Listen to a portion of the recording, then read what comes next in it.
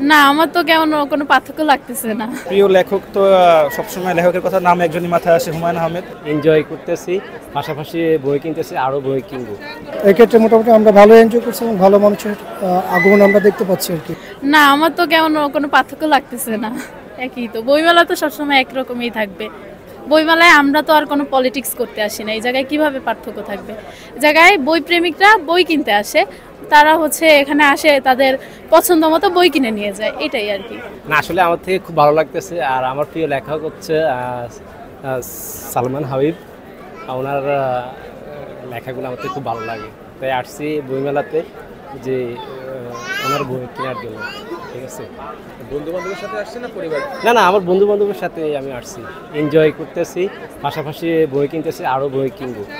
ছুটির দিনে বইমেলা সবসময় একটু বেশি ক্রাউডেড থাকে, এই জন্য বেশিরভাগ সময় বইমেলা আসতে সবসময় আমরা ছুটির দিনটাই চুজ করি, কারণ ছুটির দিনে সবাই ফ্রি থাকে, এই জন্য ফ্রেন্ডদের সাথে আসা যায়, ফ্যামিলিদের সাথে তো আসা যায়। যেমন আজকে ফ্রেন্ডদের সাথে আসছি, তাদের কলেজের ছুটি আছে, এই জন্য এই কারণে ছুটির দিনে বেশিরভাগ আসা। বই কেনা হয়েছে? না, বই এখনও কেনা হয়নি, মাত্র তো শুরু হলো, আজকে প্রথম শুক্রবার মনে হয় বা দ্বিতীয় মনে হয়, পরবর্তীতে আর অনেকবার আসা হবে, তখন কেনা হবে বই। প্রিয় লেখক কে আপনার?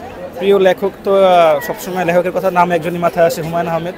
আর এমনিতে এখানে এখন যেসব রাইটারদের বই পাবলিশ হচ্ছে, যারা সোশ্যাল মিডিয়াতে অ্যাক্টিভ থাকে, তার মধ্যে অন্তিক মাহমুদ আছে, এই যে কার্টুনিস্ট, ওনার লেখাগুলো ভালো লাগে আর কি। আলহামদুলিল্লাহ, বন্ধের দিন তো আজকে অনেক মানুষের ভিড় এবং বইমেলার প্রথম শুক্রবার সম্ভবত।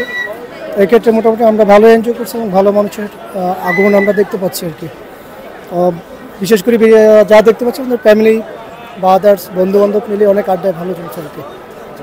বিগত বছরের বইমেলার এই বছরের বইমেলার মধ্যে কোনো পার্থক্য আছে কি? পার্থক্য মনে হচ্ছে যে এটা বিগত বছর থেকে এই বছর অনেক লোকের সমাগম এবং উৎফুল্ল এবং প্রফুল্লতা যেটা বলে, এটা আমরা বেশি করে সবার চোখে মুখে দেখতেছি। বিশেষ করে আমরা যারা চাকরিজীবী, যারা আমরা অনেক সময় পাই, আমরা এখন আজকে শুক্রবার মনে করি নিজেরা আসতেছি এবং খুব অন্যরকম অনুভব করতেছি আর কি।